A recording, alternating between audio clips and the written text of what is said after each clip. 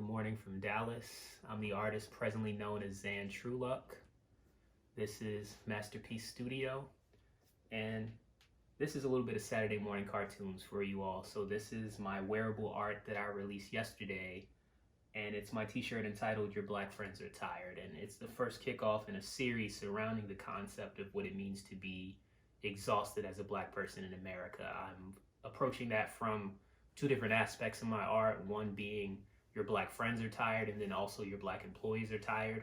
And we'll get into the LinkedIn ruckus that I've caused recently by expressing that as a black person in corporate America. But today, of course, we want to focus on your black friends being tired.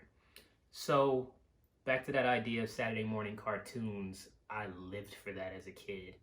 And as a child, I always woke up early in the morning, got my cereal, my cream of wheat, whatever it was that I was eating for breakfast that day, bacon and plantains, whatever my mom decided to develop that day. I was sitting down in front of the TV waiting to see X-Men, waiting to see just whatever was ready to pop up on the screen for me that day. And when I'm sitting down thinking about which cartoons raised me, so to speak, I'm definitely a child of the 90s. So when I selected the characters that I was going to use for this t-shirt, everything about the 90s was present in mind. You have Carl Carlson and Lenny Leonard from The Simpsons, one of my all-time favorite shows, which basically grew up with me. The show's in like season 30 right now. Carl is the perennial black friend. You have Angelica and Susie Carmichael, Susie being the only black friend with those toddlers on that show, Rugrats.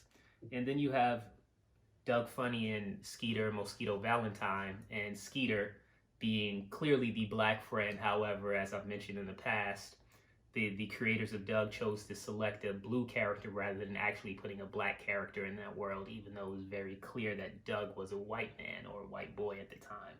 So I wanted to use those characters to really illustrate the story of what it means to be the black friend to someone who at oftentimes is well-meaning but still uneducated, still does not seek out the perspectives of their black friends, doesn't really understand what it means to be black in the context of our world today and in real world in our society, but quite honestly, and also their faux world, their made-up society. So even being Carl Carlson on The Simpsons and everyone around you is yellow, and you may have Apu, who is also another not so, but quite frankly, a racist depiction of a character, and also just a couple of other people in the world, but by and large, you're just surrounded by your yellow characters who don't quite get what it means to be the other.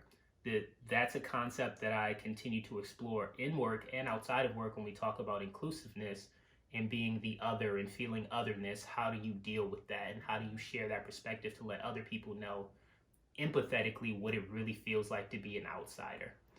So all in all, this is actually me illustrating what it means to constantly be forced to fit in to a certain mold, yet it's constant modification. And when you are constantly modifying, it's exhausting.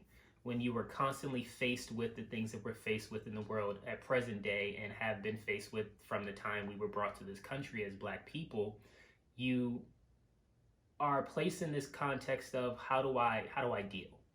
How do I bring myself today, and I've said this in the past, how do I put on the faces to meet the faces, to quote T.S. Eliot? How do I put on this mask to meet others who don't feel exactly the same way that I do? How do I explain to them why I'm tired, how exhausted I am, how I'm feeling, and really get them to attach to the feelings? How do I make these individuals meet me at my humanity and just understand, eschewing anything else, color, race, gender, whatever other stratification they give us socially, understanding I'm human first, and the things that are going on and the things that are happening and the injustices that are placed on my community and my black community, they're exhausting, they're hurting me, they're painful. I mean, I'm tired.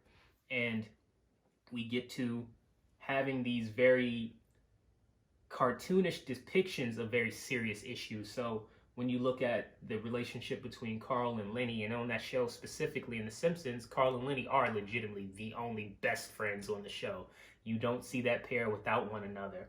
And it's Carl showing Lenny his cell phone, and we'll zoom in later and show you some more detail, but it's Carl on his phone. It's a police officer and it's the pose of Lenny clutching his chest and being tearful is representing that, oh, it's as if it's his first time truly understanding and truly seeing it. But that too is exhausting, because as you look at Carl's face, I chose to draw him in that facial expression because it's, how could you have not seen this? How can you walk through a world where you blatantly turn the blind eye to this, or where it's constantly forced in front of me, but how are you able to operate in a way where you have the privilege of not feeling this, you have the privilege of not seeing this, you can turn a blind eye? And now we get to this critical moment in American history where everyone is still, and you can't turn the blind eye. You can't go out and have your diversions to say, okay, well, I don't have to worry about what's going on in that community because me and my community are having fun today. We're doing whatever we enjoy doing. No, you're at home and you're seeing the same types of things that we're seeing and have seen from day to day.